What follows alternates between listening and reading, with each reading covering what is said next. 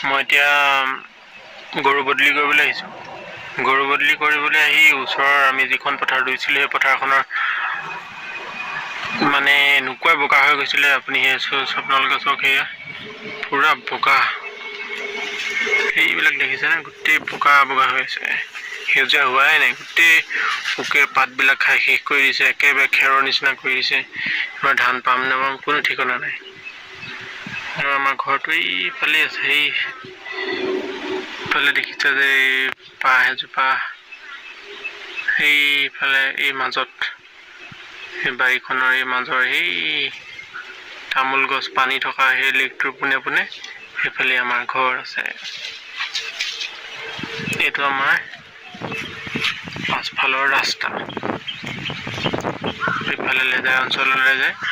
এয়া আমাৰ পাছফালৰ এৰাসুতিখন, এৰাসুতিৰ সিটো পাৰে কেটিঙা চাপৰি বুলি কয়।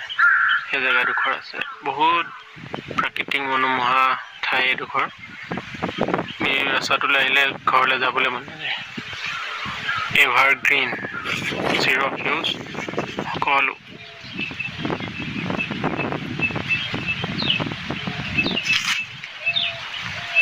তাৰপাছত আমাৰ এই পাছফালৰ মথাউৰিটোৰ পৰা নামি অহা এইটো ৰাস্তা।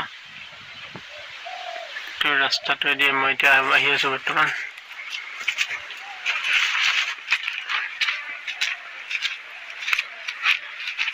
কেইজনী আমাৰ গৰুকেইজনী আলি থৈছোঁ, গোটেই ধুনীয়া। বহুত ওখ গৰু এজনী, বহুত ঘাঁহ লাগে। আহি আছে এইডাল ধুম, আচলতে নাহৰ গঠৰ হয়, বহুত ডাঙৰ।